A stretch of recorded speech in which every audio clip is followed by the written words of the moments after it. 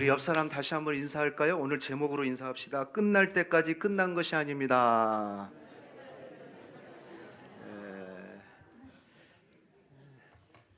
부부싸움 하신 분들은 끝난 게 아니야 하고 지금 얘기할 수도 있겠는데요. 가만히 보니까 오늘 아마 폐막식이 있는 것으로 알고 있는데요. 우리 지금 항저우 아시안 게임, 우리나라 선수들이 특히 어제는 아주 저녁에 축구도 금메달, 이제 마지막 그냥 골드데이였어요. 또 배드민턴 금메달, 또 뭐 하나 금메달 땄죠. 야구도 금메달 땄어요. 우리 선수들이 아주 좀 선전을 잘한 것 같아요. 그래서 저녁에는 막 한강에서 축하한다고 막 불꽃도 축제해주고 그래서 아주 어제는 좋은 아주 밤인 것 같습니다. 근데 참 이번에 이렇게 보니까 참 즐겁고요. 그리고 가만히 제가 금메달 딴 나라들을 이렇게 유심히 보니까 중국이 단연 잘하고요. 사람이 많으니까 얼마나 잘하겠어요. 또 아쉽게 우리가 2위를 못했지만, 근데 가만히 보면 이번에는 정말 아시아의 축제인 것 같아요. 북한도 참여했고, 북한도 금메달을 좀 많이 땄어요. 보니까 아쉬운 건 게레라고 써가지고 축구 시합을 하는데 좀 이상하게 썼더라고요. 보니까. 근데 다른 아시아 국가들도 보니까 금메달을 많이 땄더라고요. 보니까. 그래서 한국, 일본, 중국이 거의 동무대였는데, 글쎄요, 제가 잘 이번에 그냥 유심히 봐서 그런지 모르지만 다른 나라들도 보니까 막 금메달 30-40개, 막 다른 나라들이 20개 따고 10개 따고 이런 나라들이 많아졌어요.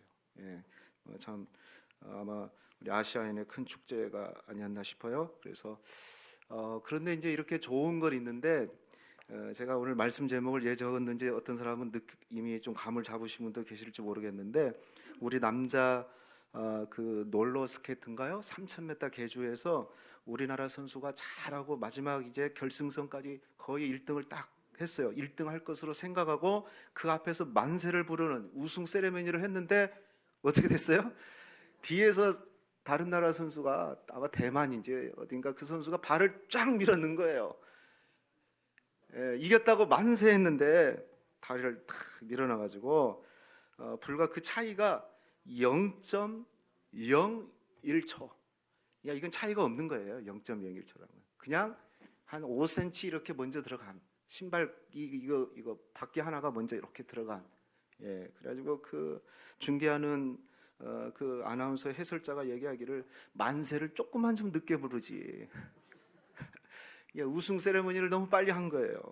그러면서 하는 말이 정말 끝날 때까지 끝난 게 아니구나. 원래 끝날 때까지 끝난 것이 아니라는 말은 미국의 뉴욕 양키스 야구 내전됐던 그 포수 중에 요기 베라라는 선수가 얘기를 했대요. 그래서 야구는 9회 말 투아웃이 돼도 끝난 게 아니다. 그래서 끝날 때까지 끝난 게 아니고 최선을 다해야 된다. 그런 명언이 됐는데요. 이 말은 스포츠에만 적용되는 것이 아니고 어쩌면 우리 인생에도 적용이 되고, 특별히 저는 우리 신앙생활에도 적용이 되지 않나 그런 생각이 듭니다. 우리가 다니엘서를 오늘 3장을 우리가 읽었는데요. 다니엘서를 쭉 여러분이 묵상해 보시면 정말 순간순간이 다 끝난 것 같아요. 그냥 죽을 것 같아요. 이제 죽으면 끝이구나 이렇게 생각하는데, 그런데 또 끝에 가면 또 끝이 아니에요. 하나님이 함께 하셔요. 그리고 이런 생각이 들어요. 우리의 끝이 하나님의 시작이다. 따라합시다. 우리의 끝이 하나님의 시작이다. 그렇죠. 우리가 끝났다고 생각하는데, 나는 이제 절망이구나, 죽음이구나, 끝났구나 생각하는데 웬걸요? 그때부터 하나님이 일하기 시작하는 거예요. 오늘 혹시 여러분 가운데서도 어떤 고난 때문에, 문제 때문에 또 절망하고 나 끝났다 이렇게 생각하신 분이 계신다면 결코 끝이 아닙니다. 여러분이 끝으로 인정할 때 우리 주님께서 일하기 시작하시는 줄로 믿습니다. 오늘 다니엘 3장은 풀무불 속에서 살아나온 다니엘 세 친구 이야기입니다. 교회를 조금만 다녀보면 얘기는 한 번쯤 들어봤을 거고요. 그리고 다니엘 6장 사자굴 이야기와 함께 이 3장 얘기는 중고등부 수련회 때 중고등부 시절을 지나보면 반드시 단골 말씀이었어요. 그만큼 재미있고 드라마틱하고, 또 실제로 성경 전체를 봤을 때, 성경 전체를 통틀었을 때 이렇게 반전과 역전의 드라마가 나온 말씀이 기록된 것이 별로 없어요. 그런데 그 대표적인 아주 그 대표적인 말씀이 이 다니엘 3장 풀무불에서 살아나온 이 새 친구 이야기입니다. 이때가 어느 때냐면 이제 느부갓네살 왕, 바벨론 왕인 느부갓네살 왕이 통치한 지가 한 19년쯤 된 그런 때였어요. 왕이 두랍 형제라는 지금의 이라크의 중부 바빌주라는 그 주를 얘기하는데요. 그 두랍 형제에다가 큰 신상을 세웠어요. 얼마나 크냐면은 높이가 27m, 넓이가 3m 이상 되는 27m니까 잘 감이 안 오는데 아파트 10층 정도의 높이. 뭐 얼마나 높게 해야지 여러분 놀리실 거예요? 그런 신상을 만들었어요. 아파트 10층 정도 되는 높이의 신상을 만들어 놓고 모든 그 바벨론의 그 관료들, 행정직 관료들, 높은 지위에 있는 사람들, 지방 장관들을 다 모아놓고 학자들은 말하기를 그때 규모상 한 10만 명 정도는 모였을 것이다. 이렇게 얘기를 해요. 그렇게 사람들을 모아놨어요. 모으고 이제 성대하게 국가적인 행사로 오케스트라 준비하고 모든 악기 동원해서 이제 낙성식을 하는데 그 악기가 빵빵 울리는 순간에 모여 있는 10만 명의 사람들이 일어서서 그 30m 정도 되는 그 신상 앞에 다 절을 하라고 명령을 했어요. 만약에 절을 하지 않으면 화형을 시키겠다, 불에다 넣어버리겠다, 죽이겠다, 이렇게 왕이 명령을 한 겁니다. 자, 그래서 그 당시 바벨론 지방 장관이었던 다니엘의 새 친구인 사드락 메삭 아베느고도 부름을 받아서 참여하게 되는데 다른 사람들은 벌벌 떨면서 다 이 절을 하게 되는데 이 세 사람은 절을 하지 않습니다. 그리고 그의 왕의 명령대로 풀무불에 들어가지만 기적적으로 살아난 이야기가 오늘 우리 3장의 말씀입니다. 이런 생각이 들어요. 우리가 2장을 읽다 3장으로 넘어오면 혹시 이런 생각 들지 모르겠어요. 2장 끝에서 보면 2장이 어떤 내용이었습니까? 이 느부갓네살 왕이 바벨론의 지혜자들에게 꿈을 꿨는데 이 꿈을 알아내고 꿈을 해석해내라 그랬어요. 근데 꿈도 가르쳐주지 않고 아마 꿈을 잊어먹은 것 같다고 그랬어요.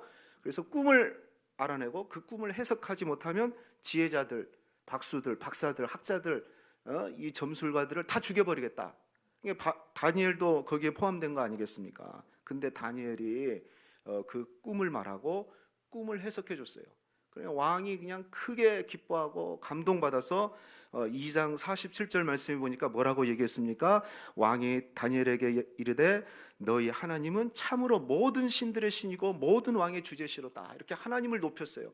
그리고 다니엘을 모든 바벨론의 지혜자들의 어른으로 삼고, 그 당시는 거의 청년의 나이였거든요. 그런데 어른으로 삼고 또 그의 새 친구도 지방 장관으로 파견되어지는 그런 놀라운 일이 일어났어요. 그런데 갑자기 이 3장에 와서 어떻게 이렇게 왕이 바뀔 수가 있을까? 우리가 의문이 되죠. 그런데 우리가 한 가지 알아야 될 것은요, 다니엘 2장의 꿈 얘기와 3장의 지금 이 풀무불 얘기에는 장은 한 장 차이지만은 시간적 간격은 한 15년 간격이 있어요. 15년이라는 간격이 있어요. 이 당시가 이 신상을 세운 3장의 때가 어느 때냐면은 바벨론이 남유다를 완전히 점령한 때예요. 그때가 BC 586년인데 그때입니다. 그때. 그러니까 이 느부갓네살 왕은 약 한 15년, 지금 19년 통치하면서 그리고 15년 동안 이 중동의 그 모든 나라들을 평정하고, 그리고 하나님에 대한 자부심이 있고 그 믿음이 있었던 남유다를 완전히 점령해 버렸어요. 그러니까 무슨 얘기일까요? 15년 전에 자기 꿈을 통해서 계시받았고 감동받아 가지고 그 앞에 무릎을 꿇고 하나님으로 인정했지만, 이제 15년이 지난 다음에 유다를 완전히 점령한 다음에 유다 하나님 바벨론의 창칼 앞에 그냥 무기력하게 무너지는 별 볼 일 없는 신이네, 하나님도 별걸 없네, 약한 나약하게 짝이 없는 신이구나, 이렇게 생각한 거예요. 한마디로 교만한 거죠. 15년 전에는 다니엘에게 야, 어떻게 이 꿈을 네가 어떻게 알아냈냐, 참 네가 믿는 하나님 대단하구나, 이렇게 크게 감동을 받았지만, 그러나 15년이라는 세월이 흘러가면서 그 감동이 다 식어버린 거예요. 여기서 저는 중요한 게 있다고 생각해요.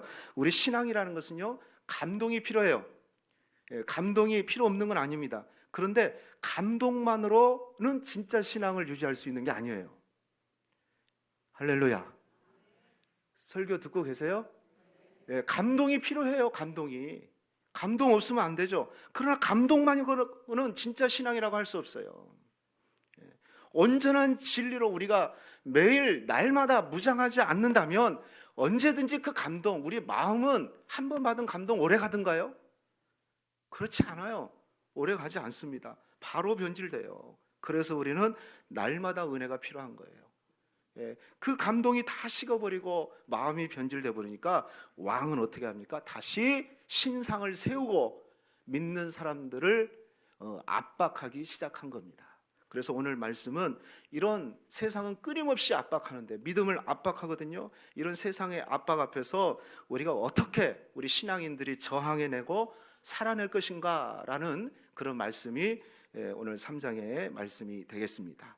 자, 그렇다면 이 세상의 강력한 압박 앞에서 우리는 어떻게 저항하고 어떻게 살아내야 될까요? 세 가지로 말씀드립니다. 첫 번째는요, 우리가 꼭 알아야 될 것이 있어요. 그것은 뭐냐면 세상의 거짓 신들의 실체를 알아야 돼요. 한번 읽어봅시다. 거짓 신들의, 시작. 거짓 신들의 실체를 알아야 합니다. 여러분 3장을 읽어보면 혹시 여러분이 읽으셨겠지만 이렇게 반복되는 단어들이 몇 가지들이 있어요. 그 중에 하나가 뭐냐면 이 신상을 얘기할 때 예를 들면 1절에서 3절까지만 얘기하더라도 뭐라고 써져 있냐면 느부갓네살 왕이 세운 신상, 이렇게 계속해서 반복을 해요. 느부갓네살 왕이 세운 신상. 여기 세움이라는 단어는 쿰이라는 히브리어인데 이 단어가 무려 3장 1절에서 30절까지 11번이 반복돼요. 자, 이것은 뭘 얘기하고 싶을까요? 한 번, 두 번만 강조해도 대단한 건데 한 장에 11번이 강조된다는 것은 결국 아무리 30m가 되는 거대한 신상이라 할지라도 그의 실상은 뭐라는 겁니까? 왕이 만든 수공물에 불과하다는 거예요. 할렐루야. 그죠? 그래서 성경의 기자는, 다니엘 기자는 왕이 세웠다, 왕이 세운 신상이다, 이걸 11번이나 계속해서 얘기해요. 아무리 웅장하고 의리의리하고 위압감을 주는 그런 신상이라 할지라도 그것은 수공물에 불과한 거예요. 다시 말하면 우상에 불과한 거죠. 그렇다면 성경은 우상을 뭐라고 얘기합니까? 시편 115편 4절 5절 말씀 한번 보십시오. 우리 같이 한번 읽어봅시다. 시작. 그들의 우상들은 은과 금이요 사람이 손으로 만든 것이 아니, 입이 있어도 말하지 못하며, 눈이 있어도 보지 못하고, 귀가 있어도 듣지 못하며, 코가 있어도 냄새 맡지 못하고, 손이 있어도 만지지 못하며, 발이 있어도 걷지 못하며, 목구멍이 있어도 작은 소리조차 내지 못하느니라. 우상들을 만드는 자들과 그것을 의지하는 자들이 다 그와 같으니라 그랬어요. 이게 우상입니다. 우상은 아무리 겉에 은과 금으로 포장했다 할지라도 사람의 손으로 만든 거예요. 수공물이에요. 그래서 입이 있어도 말하지 못하고, 눈이 있어도 보지 못하고, 귀가 있어도 듣지 못하고, 손발이 움직이지 않아요. 여러분 30m 되는 의리의리한 그 신상이 뭡니까? 그 손이 움직일 수나 있습니까? 말할 수나 있습니까? 아무것도 할 수 없는 존재라는 거예요. 아무 의미가 없어요. 이게 세상의 힘이에요. 여러분, 우리를 세상에 압박하는 그 세상의 힘, 그게 뭡니까? 바로 거짓신 우상이라는 거예요. 우리는 이 우상의 실체를 잘 구분할 수 있어야 돼요. 그럼 요즘의 우상은 어떤 것들이 있을까요? 이 시대에 사는 우상은 뭐가 있을까요? 카일 아이들먼이라는 사람이 거짓 신들의 전쟁이라는 책에서 이렇게 얘기를 했어요. 우리 마음은 거짓 신들의 전쟁터다. 우리 마음이 우상을 만드는 공장이라고 그랬잖아요, 종교개혁자는. 근데 거짓 신들의 전쟁터래요. 그래서 사람들은 저마다 자기 신을 선택하여 예배한다 그랬어요. 우리 마음이. 그러면 이 사람이 얘기하는 이 시대의 거짓 신들은, 이 세상의 거짓 신들은 뭐가 있을까? 몇 가지를 얘기했어요. 첫 번째가 뭐냐면 음식이에요. 음식. 먹는 거. 먹는 거. 아이고, 먹는 거 그냥 어떤 사람은 살기 위해서 먹는 사람이 있는데 먹는 게 신이 돼가지고 다니는 사람이 있어요. 그 다음에 섹스가 있고요. 그 다음에 오락. 이것도 신이라는 거예요. 그리고 성공. 성공해야 된다. 돈, 성취, 그리고 사랑. 가족, 그리고 마지막은 자기 자신이 우상이 된 사람들이 있다는 거예요. 그래서 이것들을 예배한다는 거예요. 어쩌면 정확한 진단일 수 있어요. 우리 믿는 사람에게 아마 거대한 신상을 뭐 이렇게 섬기라고 하진 않을 겁니다. 그런데 이런 것들이죠. 오락이나 성공이나 음식이나 돈이나 사랑이나 가족이나 심지어 자기 자신이 하나님보다 우선이 돼가지고 성공하는 것이 우상이 돼가지고 하는 사람이 있단 말이죠. 이런 걸 뭐라고 했습니까? 거짓 신들이라는 거예요.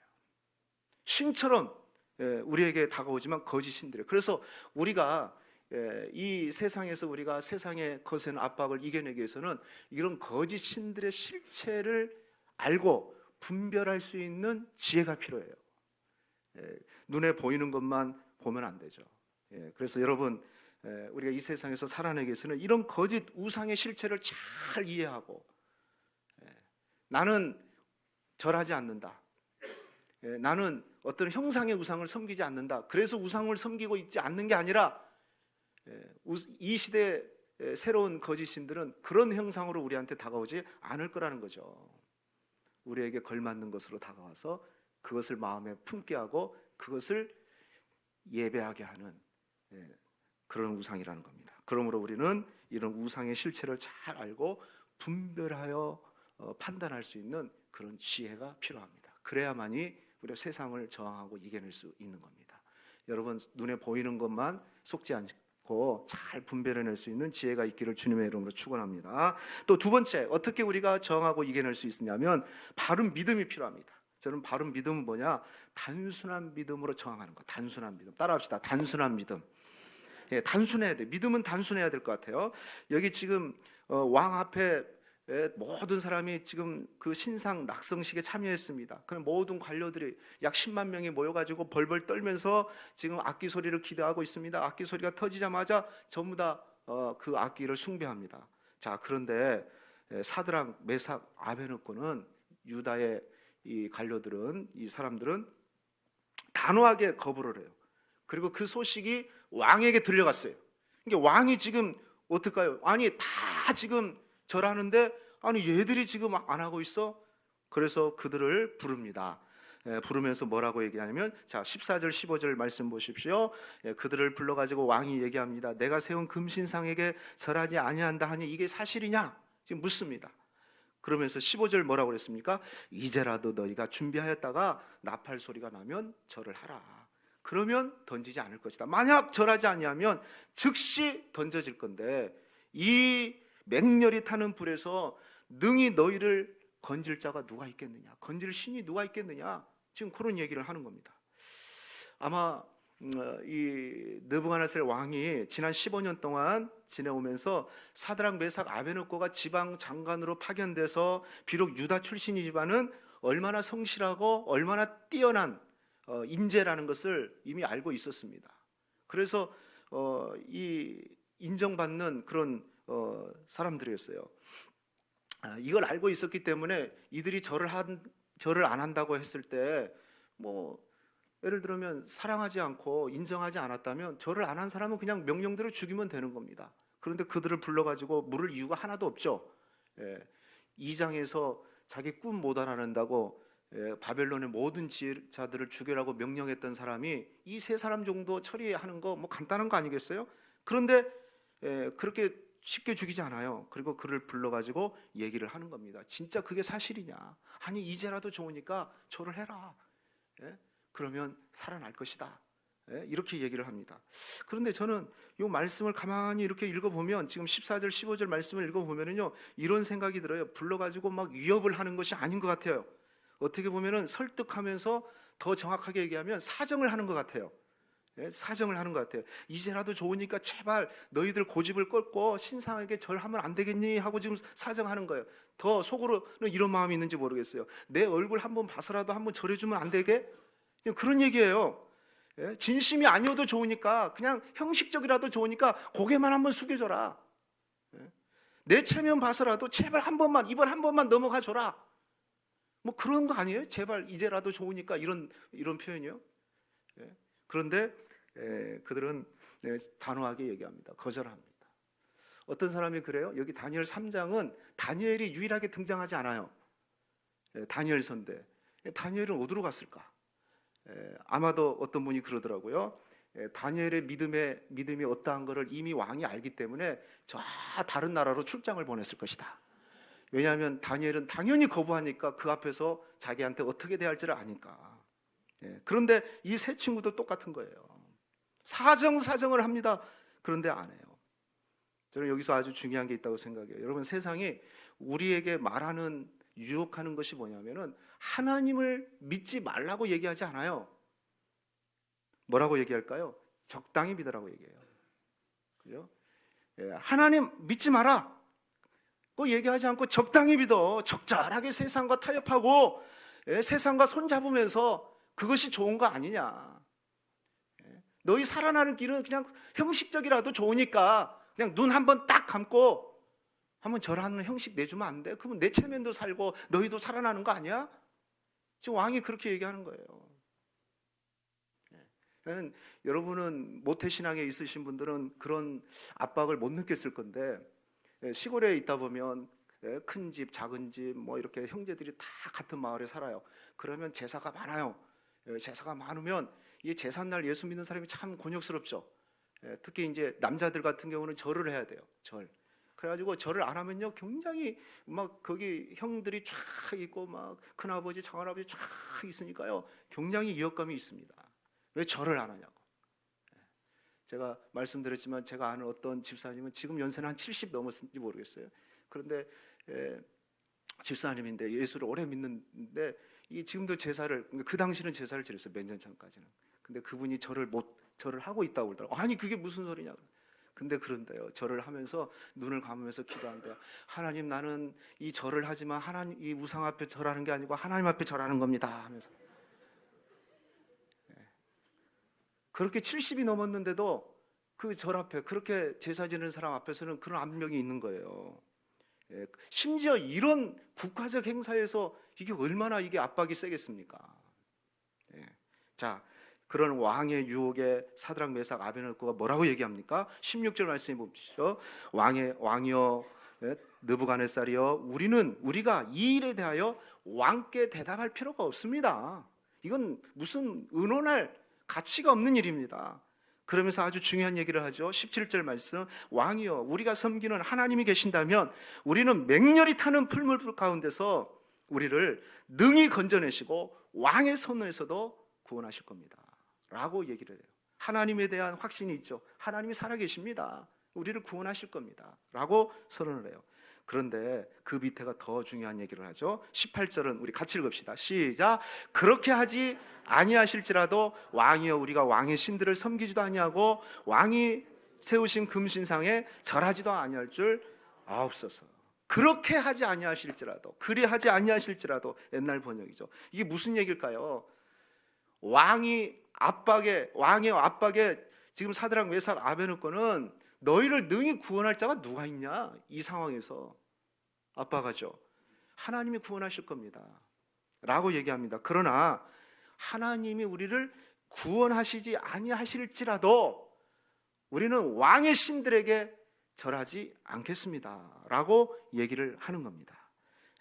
무슨 얘기일까요? 그렇게 하지 아니하실 줄이란 말은 이런 겁니다. 내가 하나님의 능력은 믿지만, 하나님이 우리를 구원하실 것이 믿지만, 그러나 지금 이 상황에 하나님이 어떻게 일하시고 어떤 상황, 어떤 결과를 만들어낼지 나는 예측할 수가 없습니다. 그렇지만 내가 할 수 있는 것은 하나님의 말씀에 순종하는 겁니다. 우상에게 절하지 않는 겁니다. 하나님의 영광을 가리지 않는 것입니다 라고 선언하는 거예요.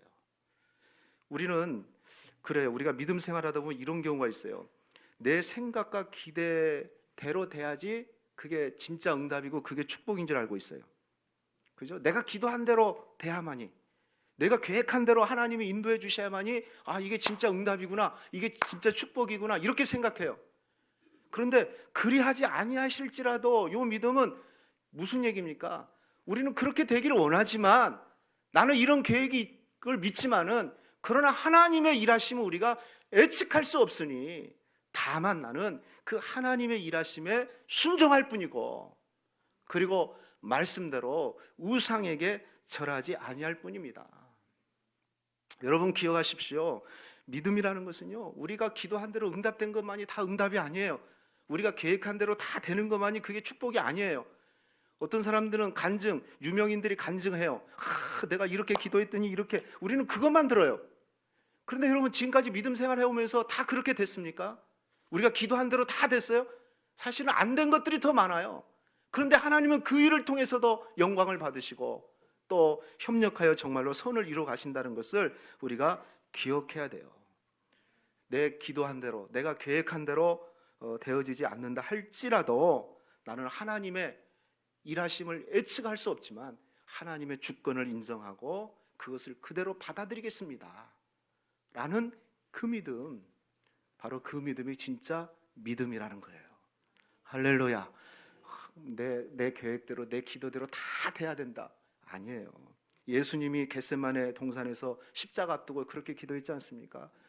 땀방울 핏방울 되도록 간절히 기도한 다음에 할 수만 있으면 이 고난의 잔을 내게서 옮겨주십시오 라고 기도했어요. 그러나 거기서 머물지 않았어요. 그리고 뭐라고 했습니까? 내 원대로 마옵시고 아버지의 원대로 되기를 원합니다. 여러분, 이게 기도 아니겠어요? 내 원대로만 돼야 됩니다. 그런 게 어디 있어요? 지금 사드락 메삭 아베느고가 그 얘기한 거예요. 내 원대로 돼야 됩니다. 이게 진짜 응답입니다. 건져주십니다. 나는 믿습니다. 이걸로 끝나버렸다면, 안 건져줬으면 어떻게 될 거죠? 여러분, 그리고 지금은요, 이건 하나의 하나님이 함께 하시는, 우리에게 보여주는 샘플이지만 이런 일이 그대로 일어난다는 것은 보장할 수 없어요. 여러분, 풀무불에 들어가면 죽습니다. 바로. 그렇죠? 하나의 샘플을 우리에게 예시해 준 것에 불과해요. 그런데 더 중요한 예시가 뭡니까? 그렇게 하지 아니하실지라도 나는 하나님을 믿겠습니다. 말씀을 말씀대로 믿고 예측할 수 없는 하나님의 일하심을 끝까지 신뢰하면서 살아가겠습니다. 그런 고백인 거죠. 이런 비장한 고백, 이런 비장한 믿음이 저와 여러분에도 있기를 축복하겠습니다. 그럴 때 우리가 세상 앞에서 나갈 수 있고 승리해 나갈 수 있다는 겁니다. 저는 이게 믿음이라고 생각해요. 이런 단순한 믿음, 그냥 하나님 믿는 거예요. 너무 계산하지 말고, 믿음이 이거 계산하고 이건 이렇게 줄 거야 저렇게 줄 거야 너무 앞서서 생각하지 말고, 그렇게 안 주시더라도 나는 하나님 믿습니다. 하나님 일하심을 신뢰합니다. 그러면서 나가는, 말씀을 말씀대로 믿고 하나님을 하나님으로 믿는 그런 단순한 믿음을 가지고 세상에 풀무불, 맹렬히 타는 풀무불로 재앙이 올 때 그리하지 아니하실지라도 나는 나가겠습니다. 이런 믿음으로 승리해내는 저와 여러분 되기를 주님의 이름으로 축원합니다. 마지막 세 번째는 어떻게 우리가 세상의 압력으로부터 우리가 저항할 수 있을까요? 기억하셔야 돼요. 하나님이 우리와 함께 하신다는 걸 아셔야 됩니다. 하나님은 언제나 우리와 함께 하십니다. 결국 저를 거부했던 이 세 사람은 불에 던지게 됩니다. 얼마나 뜨겁겠습니까? 7배를 뜨겁게 했어요. 그래서 이 세 사람을 꽁꽁 묶어가지고 결박해서 끌고 가는 군사들이 그 근처에 가가지고 그냥 타서 죽어버렸습니다. 그리고 얼마 후에 왕이 그 풀무불을 보니까 놀라운 상황을 목격했습니다. 불 속에 들어간 즉시, 던져진 즉시 녹아서 없어져야 되는데 멀쩡히 살아있는 거예요. 마치 불 속 안에서 자기 집에서 걸어 다니듯이 불 속을 걸어 다니고 있는 거예요. 그래서 눈이 의심스러워요. 가만히 보니까 세 사람이었는데 네 사람이 걸어 다니는 거예요. 그래서 세 사람 아니냐고 물어보니까 세 사람 맞다고 그래요. 그런데 상황을 보니까 네 사람이에요. 자, 25절 보십시오. 왕이 또 말하여 이르되, 같이 읽어볼까? 시작. 내가 보니 결박되지 아니한 네 사람이 불 가운데로 다니되 상하지 아니하였고 그 넷째 사람의 모양은 신들의 아들과 같도다 그랬어요. 여러분, 놀라운 일이 일어난 거 아닙니까? 네 사람이 걸어 다니는데요, 이게 지금 하나도 상하지도 아니했어요. 요 부분을 우리 초기 성경 번역에 어느 한 번역에 보니까 이렇게 됐어요. 그들은 불 속에 떨어져서는 이리저리 걸어 다니며 하나님을 찬양하더라. 느부갓네살은 그들의 찬양 소리를 듣고 놀라 급히 일어났다. 그러니까 불 속에 던졌으니까 죽은 줄로 알았을 거 아니에요. 근데 불 속에서 찬양 소리가 들리는 거예요. 그러니까 왕이 깜짝 놀라가지고 그 불무불을 보니까 그들이 지금 네 사람이 지금 걸어 다니고 있다는 겁니다.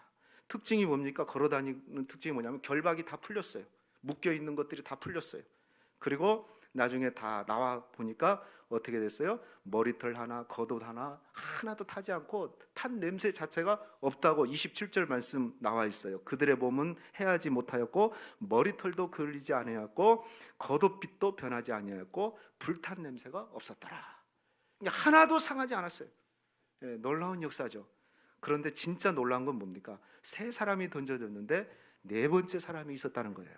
그 네 번째 사람은 어떤 사람인가? 평범한 모습이 아니었던 것 같아요. 분명 세 사람은 다 알 수 있었잖아요.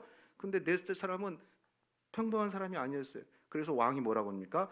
신의 아들들 같다라고 했어요. 아마 왕이 표현할 수 있는 최고의 표현이었던 것 같아요. 신의 아들. 예. 그러면 이 네 번째 사람은 과연 누구일까? 오늘 성경에는 제시하지 않아요. 가르쳐주지 않고 있습니다. 그래서 어떤 학자는 그는 천사일 것이다 라고 얘기하는데 대부분의 학자들은 이렇게 얘기합니다. 그 네 번째 사람은 성육신하신 예수님이다. 할렐루야. 성육신하신 예수님이에요. 여러분 그렇습니다. 예수님은요 믿음을 지켜내기 위해서 불 속에 있는 사드락 메삭 아베느고와 함께 하신 거예요. 그리고 그들의 모든 결박을 풀어주신 거예요. 우리가 예수님 믿으면 우리의 세상의 모든 결박이 풀어진 줄 믿습니다. 그리고 머리털 하나 상하지 않고 안전하게 하나님께서 보호해 주셨어요. 이사야 43장 2절 말씀 보니까 이런 말씀이 있습니다. 우리 같이 읽읍시다. 시작. 내가 물 가운데 지날 때에 내가 너와 함께 할 것이라. 강을 건널 때에 물이 너를 침몰하지 못할 것이며 내가 불 가운데 지날 때에 타지도 아니할 것이요 불꽃이 너를 사르지도 아니할 것이라. 주님이 함께 하셨다는 거예요. 자, 그런데 저는 이런 생각이 또 들어요. 아니, 우리 생각에는 예수님 정말 함께 하실 거면 불 속에 던지기 전에 좀 막아주시지. 그렇지 않아요? 좀 그런 생각이, 문제가 생기기 전에 좀 막아주시지. 부도가 나기 전에 좀 막아주시지. 질병이 생기기 전에 하나님이 딱 막아주면 얼마나 좋아요. 그런데 여기 상황은 어떻습니까? 그냥 불에다 던져지는데 그냥 내버려 둡니다. 꺼내주지도 않아요. 불 속에서. 그죠? 그리고 이 세 친구를 적대했던 사람들을 불로 태우지도 않아요. 그냥 내버려 둡니다. 이게 무슨 일일까요? 우리 하나님은요 우리의 기대와 우리의 예상과 다르게 다른 방식으로 저는 성경에 보면 일하신다는 걸 알 수 있어요. 불 바깥에서가 아니라 우리 하나님은 불 가운데서 세 사람과 함께 하셨고요. 다시 말하면 우리가 당하는 고통과 이업 속에서 우리 주님은 함께 하셔요. 고통이 오고 이업이 올 때 하나님이 항상 보호해 주지는 않아요. 그런데 놀라운 일은 그 고통당하고 이업한 그 현장에 우리 하나님이 친히 찾아와 주셔서 그들과 함께 하시고 그들의 손을 잡아주시고 그들과 함께 걸어 다니신다는 거예요. 할렐루야. 우리하고 다르죠. 우리는 불에 던지기 전에 우리를 막아주면 얼마나 좋아요. 근데 하나님의 일하신 방식은 그렇지 않아요. 던져놔요. 던지게끔 내버려 둬요. 그런데 놀라운 것은 그 불구덩 속으로 주님이 함께 들어오는 거예요. 고통당하고 이업당하는 현장에 그대로 둬요. 그런데 하나님은 그 고통당하고 이업당하는 그 사람에게 같이 찾아가 주셔서 그들의 손을 잡고 그들과 함께 해 주신다는 겁니다.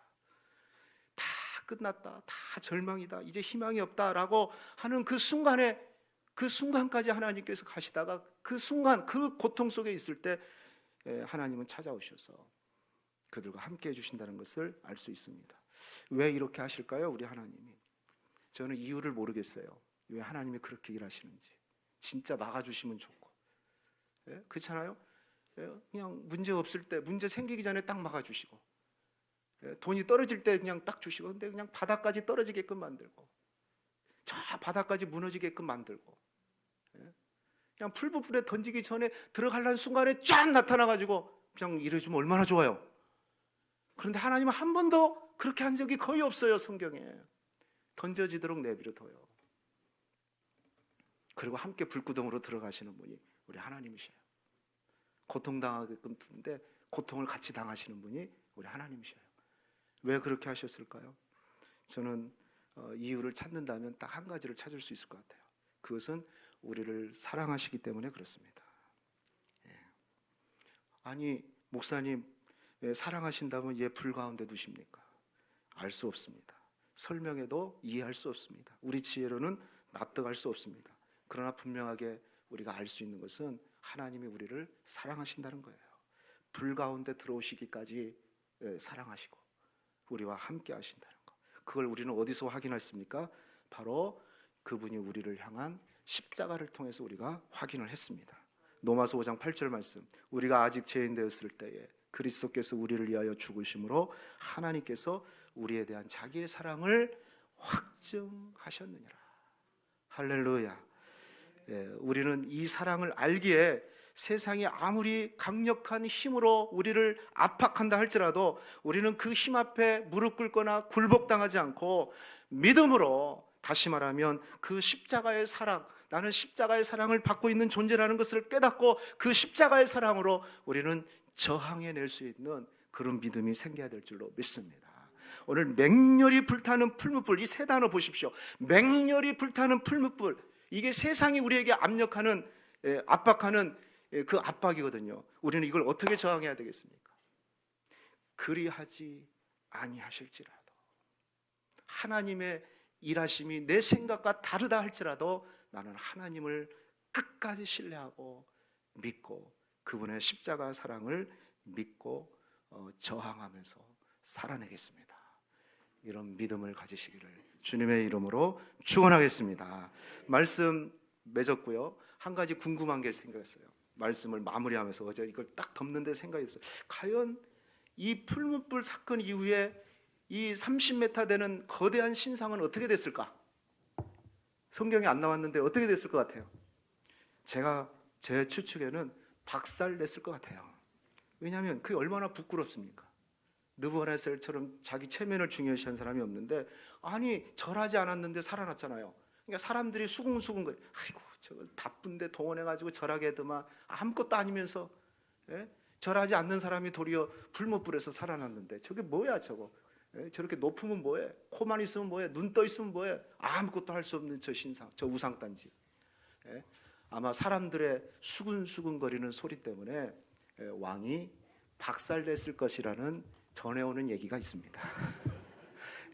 우상은 깨지는 겁니다. 할렐루야. 우리가 믿음으로 저항해낼 때, 그리하지 아니하실지라도 저항해낼 때 세상의 거짓 신들은 아무 힘이 발휘되지 못합니다. 이런 믿음과 은혜가 있기를 주님의 이름으로 축원하겠습니다. 우리 다 일어나시겠습니다. 우리 기도 제목 한번 읽어봅시다. 기도 제목 한번 읽어보고 우리 찬양하라고 우리 하겠습니다. 자, 1. 우리를 유혹하고 압박하는 세상의 거짓 신들을 분별하는 영적 지혜를 주소서. 2. 세상의 강력한 압박에 흔들리지 않고 하나님의 일하심을 믿고 순종함으로 저항하게 하소서. 3. 우리가 당하는 고난과 위험 속으로 친히 찾아오셔서 우리와 함께 하시는 예수님과 그 십자가 사랑으로 세상을 이기게 하소서.